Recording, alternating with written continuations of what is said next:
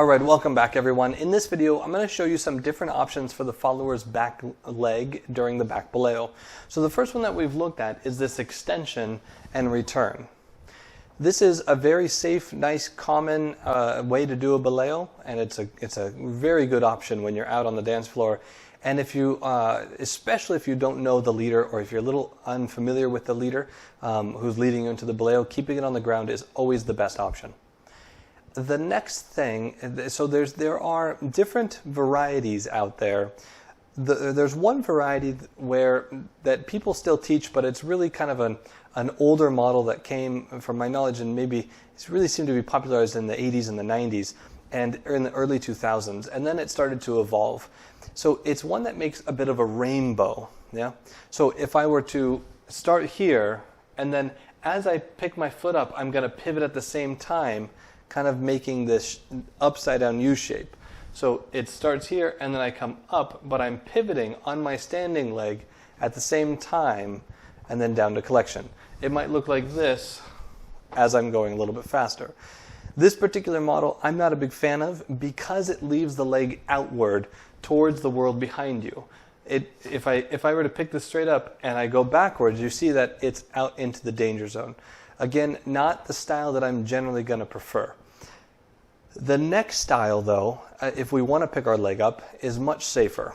So, in this twisted position, I'll extend my leg backwards, and from here, you can almost think like you have a string and you're going to pull it up, or you're going to kick the back of your right butt cheek. So, I'm going to have my left knee cap behind my right knee cap, or behind my right knee, and I'm going to keep my toe pointed, and I'll come up and look to kick my butt cheek, collect, and come back. So if I'm moving at a faster rate, it's here. And I'm really going to think about pointing. If I flex the foot, this is what it's going to look like. And we don't want this flex position. So really try to point the toe as best you can.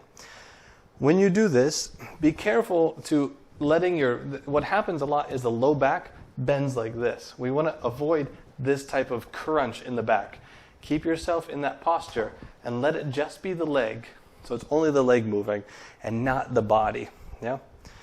The next one is kind of a bigger version, and I would really highly suggest that you avoid this unless you're just doing it alone with your partner or by yourself in practice for a long time, and really be comfortable with it. And then be very cautious because this one's big, even though it's still in the safe zone, right? It's still kind of large.